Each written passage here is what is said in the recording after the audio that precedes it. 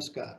Your कालचक्र से जुड़े सभी व्यूअर्स का एक बार फिर से स्वागत है। आज हम चंद्रमा के नीच और उच्च होने से जुड़े कुछ रोचक पहलुओं पर, रोचक तथ्यों पर या रोचक रहस्यों पर चर्चा करने जा रहे हैं। जैसा कि हम सभी जानते हैं कि चंद्रमा जो होता है वो काल पुरुष की 2 भाव यानी वृष राशि में उच्च का होता है, यानी अपनी उच्चतम अवस्था में होता है। उच्च होने का मतलब होता है कि कोई भी प्लैनेट किसी पर्टिकुलर राशि या भाव में अपनी ताकत, बल, शुभता या बहुत अपने कंफर्ट जोन में होता है, एक अपनी आरामदायक, एक आनंददायक स्थिति में होता है जहां वो सबसे ज्यादा खुश होता है, उस स्थिति में होता है। तो इसी के आधार पर उच्चता और नीचता निर्धारित होती है। जैसा हम जानते हैं कि चंद्रमा कालपुरुष की वृष राशि और 2 भावों में उच्च का होता है और उसके ठीक सामने वृश्चिक राशि में वो अपनी निम्नतम अवस्था यानी नीच स्थिति का होता है। तो यहाँ पर हमने चंद्र के कारक लिखे हुए हैं। वृष राशि से हम क्या क्या देखते हैं वो यहाँ लिखा हुआ है और आगे हम अध्ययन करेंगे कि क्यों चंद्रमा इस राशि के कारकों से इतना ज्यादा प्रसन्न या खुश होता है कि इस राशि या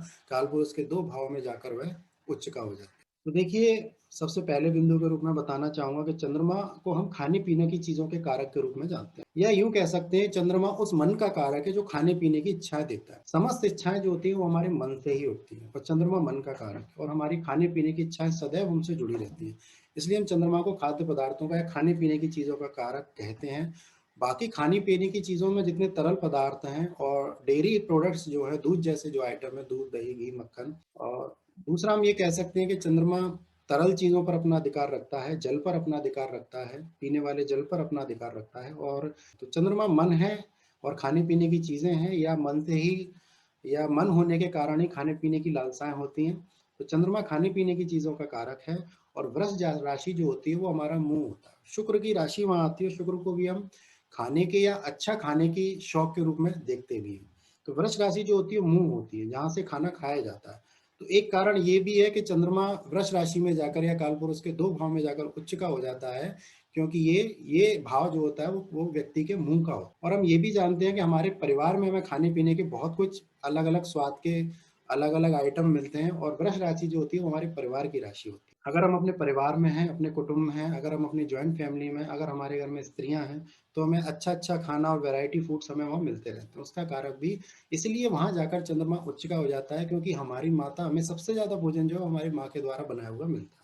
इसलिए हमारी माँ का कारक चंद्रमा इस भाव, इस राशि में जाकर उच्च हो जाता है, क्योंकि वहां वो अपने परिवार के लिए, अपने बच्चों के लिए खाना बना बनाकर उन्हें खिला सकती है। और हमारा मन इसलिए यह इस राशि में उच्च का हो जाता है क्योंकि हमें तरह तरह का या बहुत अच्छा अपनी माँ के हाथ का खाना यहाँ खाने को मिलता है। दूसरा कारण है चंद्रमा सुंदरता और सादगी का कारक होता है। वृष राशि जो होती है वो चेहरा होता है। जैसा कि हम जानते हैं कि किसी भी व्यक्ति की सुंदरता उसके चेहरे से रिप्रेजेंट होती है। हम किसी को सुंदर या बदसूरत केवल उसका चेहरा देखकर निर्णय करते हैं। और चंद्रमा जो होता है वो एक नैसर्गिक रूप से सुंदरता का कारक होता है और सुंदरता से अधिक वो सादगी का कारक होता है। यानी बिना आकर्षण के भी जो सुंदरता सुंदरता दिखाई देती है, सुंदरता महसूस होती है, उसका कारक चंद्रमा होता है। इसलिए प्रत्येक बच्चे को अपनी माँ सुंदर दिखाई देती है, सादगी से भरी दिखाई देती है, प्यारी दिखाई देती है।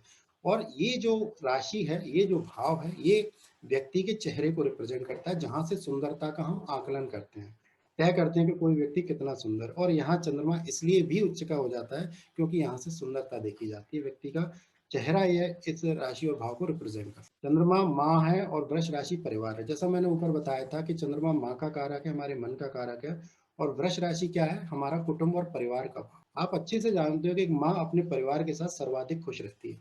भले ही उसके पास सुख सुख सुविधाएं भले ही कम हो, पर अगर उसका परिवार उसके साथ है, उसके बच्चे उसके पास है, तो वो सर्वाधिक वहां खुश रहती है। इसलिए चंद्रमा यानी माँ का कारक यहाँ पर हमेशा अपनी उच्चतम यानी अपनी सबसे सुखी अवस्था में होता है, क्योंकि यहाँ उसके पास उसका कुटुंब है।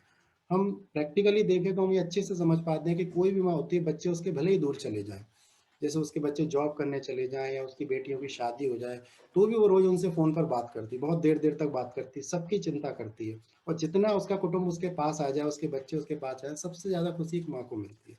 तो उस कुटुंब के भाव में माँ के कारक चंद्रमा का उच्च होना, ये बात हमें बताता है। अभी हम अगले बिंदु पर आते हैं। चंद्रमा प्रेम का कारक है। वृष राशि जो होती है वो बचपन है। देखिए, चंद्रमा वाला प्रेम जो होता है, जो नैसर्गिक प्रेम होता है, जो माँ अपने बच्चे से करती है, वो चंद्रमा से देखा जाता है। वृष राशि जो होती है वो हमारा कुटुंब तो होता ही है, जहाँ हमें प्रेम मिलता है और हम प्रेम देते हैं अपने परिवारजनों को। तो इस लिहाज से भी हमारा प्रेम का कारक चंद्रमा उच्च का होता है। दूसरा, यह राशि जो होती है, भाव जो होता है, वो हमारे बचपन का भाव होता है, क्योंकि लग्न में हम शरीर के रूप में अस्तित्व में आते हैं और हमारे जन्म से लेके जो हमारा पालन पोषण होता है बचपन के दिनों में, वो इस राशि इस भाव में हम कह सकते हैं कि इस राशि या भाव में होता है। इसलिए बचपन में हमें परिवार का साथ सबसे ज़्यादा मिलता है, माँ का साथ सबसे ज़्यादा मिलता है और बचपन में ही हमें सर्वाधिक प्रेम मिलता है और जो माँ का प्रेम है, सच्चा, निश्चल और निस्वार्थ प्रेम है, वो भी हमें बचपन के दिनों में मिलता है। शायद यही कारण है कि चंद्रमा इस राशि और भाव में उच्च का होता है, क्योंकि वहाँ वो पूरी तरह से अपने बच्चे को, एक नवजात शिशु को, एक छोटे से बच्चे को प्रेम कर सकता है। और एक छोटे बच्चे से तो दुनिया ही प्रेम करती है। बच्चा छोटा हो, कैसा भी हो, पर किसी के साथ भी हो, हर किसी को उससे प्रेम इसलिए हो जाता है क्योंकि एक बच्चे में भी चंद्र के कारक उस समय सबसे ज़्यादा अस्तित्व में होते हैं। जैसा कि हम जानते हैं कि गर्भ में भी कोई बच्चा रहता है तो वो पानी के अंदर रहता है, जिसका कारक चंद्रमा है। और जब वो जन्म ले लेता है उसके बाद भी उसकी बॉडी में जो होता है मैक्सिमम 70% तक जल रहता है। यानी चंद्रमा के कारकों से वो इस समय सबसे ज़्यादा प्रभावित होता है। और फिर उसे मिलता भी प्रेम है, वो प्रेम भी चंद्रमा का कारक है। माँ का कारक है, माँ का प्रेम उसे उस आयु में मिलता है। और हमने देखा होगा कि बच्चे बहुत चंचल होते हैं, उस चंचलता का कारक भी चंद्रमा ही होता है। और बच्चे देखिए कि बहुत शैतानी और मूवमेंट करते हैं, छोटे बच्चे जिन्हें शैतानी करना भी नहीं आता, वो मूवमेंट बहुत करना चाहते हैं, तो उस मूवमेंट का कारक भी चंद्रमा होता है। और वो हर चीज़ को जानना चाहते हैं, क्योंकि वो उनका नया जीवन है, उनके लिए हर कुछ नया रहता है, सब कुछ नया रहता है। तो वो हर चीज़ को पकड़ कर देखना चाहते हैं, हर व्यक्ति को गौर से देखते हैं, उसे छूते हैं, उसे जानने की कोशिश करते हैं, क्योंकि यहाँ पर उसका मन तैयार होता है, उसका मन अस्तित्व में आता है, उसका मन बनता है, इसका कारक चंद्रमा। और मन हमेशा जानना चाहता है चीज़ों को, हर चीज़ को जानना चाहता है, हर चीज़ को पहचानना चाहता है, हर चीज़ को समझना चाहता है। तो वो मन पूरी तरह से अस्तित्व में आ रहा होता है। इसलिए एक बच्चा जो होता है बचपन के दिनों में इतना मूवमेंट करता है, हर चीज़ को जानने की कोशिश करता है, उसे इतना प्रेम मिलता है, वो लोगों को इतना प्रेम दे पाता है। पूरे परिवार का प्रेम और सर्वाधिक उसे माँ का प्रेम मिलता है, इसलिए माँ का कारक चंद्रमा जो है इस भाव में उच्च का हो जाता है। अगला बिंदु है चंद्रमा खर्च परिवर्तन है और वृष राशि धन है। अब देखिए चंद्रमा को या खर्च का कारक बोला है क्योंकि नाड़ी ज्योतिष में हमारी मान्यता है कि चंद्रमा एक्सपेंसेस यानी खर्च का कारक भी है। ऐसे दो चीज़ों से हम जोड़कर देख सकते हैं कि चंद्रमा जो है वो हमारा मन है और हमारे ज़्यादातर खर्चे हमारी मन की इच्छाओं को पूरा करने के लिए होते हैं या हमारी इच्छाओं को पूरा करने के लिए। तो मन जितना कहता जाता है उतने ही हमारे खर्चे बढ़ते जाते हैं। मन जब तक संतुष्ट नहीं होता उतने खर्चे हमारे होते रहते हैं। इसलिए चंद्रमा को खर्च का कारक कहा गया, एक्सपेंसेस का कारक कहा। तो चंद्रमा इस राशि में उच्च का इसलिए हो जाता है क्योंकि इस राशि में उसके पास खर्च करने के लिए, भोग करने के लिए, उपभोग करने के लिए धन है। इसलिए मन का कारक चंद्रमा यहाँ सर्वाधिक खुश रहता है क्योंकि यहाँ पर उसको धन मिलता है। धन शब्द का अर्थ केवल बैंक बैलेंस से नहीं है, केवल मनी के रूप में, कैश के रूप में जो धन है उससे नहीं है। जितना भी आप एकत्रण अपने जीवन में करते हो भोगने के लिए, अच्छे अनुभूतियों के लिए, अच्छे एहसास के लिए, वो सब इस भाव से देखा जाता है। यहाँ परिवार का, कुटुंब का धन भी है, यानी जहाँ भी जहाँ लोग एकत्रित होते हैं एक परिवार के रूप में, तो वो पारिवारिक धन बन जाता है। हमारे संस्कारों का धन भी इसी भाव से देखा जाता है कि व्यक्ति के अंदर संस्कार कैसे होंगे, वो भी दूसरा भाव बताता है, वृष राशि बताती है। जैसे ये बॉडी को रिप्रेजेंट करता है चेहरे के रूप में, ऐसे ही हमारे संस्कारों को रिप्रेजेंट करता है ये भाव। तो संस्कारों का धन भी है, ये भाव हम वाणी का भाव भी बोलते हैं। वाणी का इसलिए क्योंकि यहाँ पर शब्दों का एकत्रण हमारे पास है, शब्दों का संग्रहण हमारे पास है, शब्दों के धन से हम वाणी अपनी बनाते हैं। तो ऐसे ही ये हर चीज़ को जो हमने एकत्रण कर रखा है, फिर हमने धन को जो बैंक बैलेंस बना के रखा है, धन को जो एकत्रण करके रखा है, वो धन सोने चांदी के रूप में, वो धन मनी के रूप में, वो बैंक बैलेंस के रूप में, सबका कारक ये भाव है। और हमारा मन इकट्ठा करना चाहता है हर चीज़ को। हम संसार में जब तक रहते हैं तब तक हम इकट्ठा करने की कोशिश करते हैं। जब तक हमारा मन एक एज के बाद कमज़ोर ना पड़ जाए, वो केतु जैसे, शनि जैसे ग्रहों के प्रभाव में ना आ जाए, तब तक हम इकट्ठा करना चाहते हैं। और इकट्ठा करने की इस प्रवृत्ति मन की होती है और मन इसलिए इस भाव में उच्च का हो जाता है, इसलिए इतना खुश रहता है क्योंकि यहाँ उसे भोग के लिए, साथ के लिए, कुटुंब का साथ मिलता है, कुटुंब का धन मिलता है, खर्च करने के लिए पैसा मिलता है, बैंक बैलेंस मिलता है, देखने के लिए सुंदरता मिलती है क्योंकि ये चेहरे की सुंदरता का भाव है। ऐसे उसके पास संस्कार का धन भी होता है, इसलिए मन यहाँ पर उच्च होता है।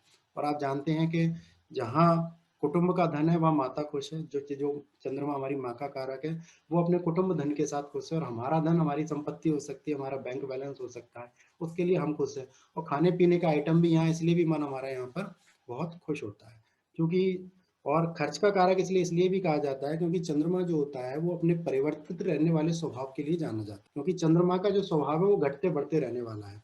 और जब भी इसका धन कारक से, धन के भाव से या शुक्र से स्पेशली संबंध बनता है, तो वो शुक्र जैसे धन को उतार चढ़ाव लेकर आता है। इसलिए भी चंद्रमा खर्च का कारक बोला जाता है कि अगर इसका धन कारक से संबंध बनेगा, यानी हमारे शुक्र से, जो हमारे बैलेंस का कारक है, जो धन का कारक है, नैसर्गिक कारक है, और उससे संबंध रहता है, तो धन के उतार चढ़ाव बहुत देखे जाते हैं। तो इसलिए भी चंद्रमा को खर्च का कारक मानता है, और जब चंद्र माना जाता है और जब चंद्रमा खर्च का कारक है, तो निश्चित ही वह वहाँ सबसे ज़्यादा खुश होगा जहाँ उसके पास बैलेंस होगा।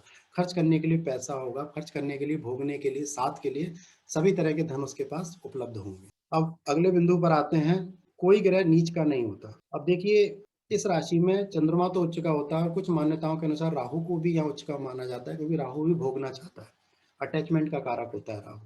और कोई ग्रह इस राशि में नीच का नहीं होता। उसका कारण ये है कि जहाँ हमारा परिवार है, जहाँ हमारे पास धन है, जहाँ हमारे पास सारी एकत्रित की हुई संपदा है, वहाँ कोई ग्रह क्यों आकर परेशान रहेगा। जहाँ हमारा कुटुंब है, जहाँ हमारे परिवार इकट्ठा है, जहाँ हमारा मन सबसे खुश है उच्च होने के साथ साथ, जहाँ हमारी माँ सर्वाधिक खुश है, वहाँ कोई ग्रह नीच का क्यों हो जाता है। क्योंकि चंद्रमा को सारे ग्रहों की माँ कहा जाता है, और जहाँ सारे ग्रहों की माँ खुश है, वहाँ कोई ग्रह नीच का भला क्यों होगा। जो ग्रह अपनी माँ के खुश होने, माँ के सर्वाधिक खुश होने में उसके साथ है, तो वो कोई भी ग्रह यहाँ पर इसलिए नीच का नहीं होता। और इससे ठीक विपरीत अष्टम भाव, जहाँ कोई भी हमारे साथ नहीं, जहाँ गहरा एकांत है, जो शमशान है, जहाँ कोई भी हमारे साथ नहीं है, जो भी हमारे साथ धन होता है वो यहाँ पर आकर निधन बन जाता है, सारा धन हमसे छिन जाता है। वहाँ जाकर चंद्रमा इसलिए नीच हो जाता है क्योंकि वहाँ मन के पास कुछ भी नहीं है भोगने के लिए, खुश होने के लिए, साथ के लिए, कुछ देखने के लिए, खर्च करने के लिए। इसलिए ये भी मान्यताएं कहती हैं कि वृश्चिक राशि का चंद्रमा बड़ा कम खर्चीला हो। अगले बिंदु पर आते हैं, चंद्रमा शुद्ध जल का कारक है और अष्टम भाव दूषित जल है।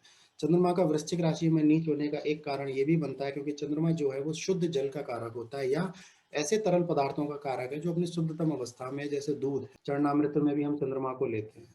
तो चंद्रमा ऐसे तरल पदार्थों का, ऐसे शुद्ध जल का कारक है। और अष्टम भाव जो होता है वह दूषित जल होता है, गंदा पानी होता है, विषैला पानी होता है। इसलिए वहाँ चंद्रमा जाकर बहुत असहज महसूस करता है और उस भाव में आकर नीच का होता है। वृष राशि श्रृंगण है, जैसा मैंने ऊपर कहा, और वृश्चिक राशि जो है वो गहरे एकांत को बताती है, क्योंकि ये मृत्यु का स्थान है।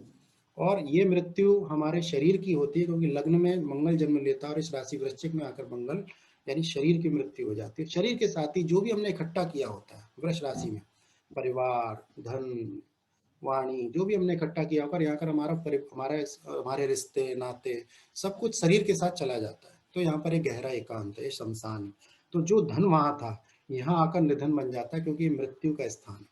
और इसलिए कुछ मान्यता केतु को इस स्थान में उच्च मानती हैं, क्योंकि केतु जो है वो गहरा एकांत है, गहरा अलगाव है, लंबी उदासी है, आध्यात्म में ले जाने वाला केतु है। वो इसी मन की मृत्यु होने के बाद ही आप आध्यात्म में पूरी क्षमता के साथ जा सकते हो, क्योंकि आपका सांसारिक मन जब तक जीवित है तब तक आप रिश्ते नाते, धन, इन सब चीजों में उलझे रहोगे, बंधनों में बंधे रहोगे। और यहाँ आकर आपकी मन की मृत्यु हो जाती है, यानी वृश्चिक राशि में चंद्रमा नीच हो जाता है। नीच हो जाने के बाद वृश्चिक राशि में उसकी मृत्यु हो जाती है। इसलिए अनुसंधान और रिसर्च में भी ये भाव में सहयोग करता है, क्योंकि यहाँ आपको सांसारिक चीजों में लुभाने वाला मन नहीं होता। इसलिए इसे कई बार रिसर्च का कारक भी बोला जाता है। एक कारण और है चंद्रमा के उच्च होने के बाद, वो उच्च होने का, कि चंद्रमा जो है वो दो भाव में उच्च चुका होता है, जो उसके चतुर्थ भाव, यानी उसके अपने घर में, अपने घर से 11वां भाव। आज के लिए इतना ही, धन्यवाद।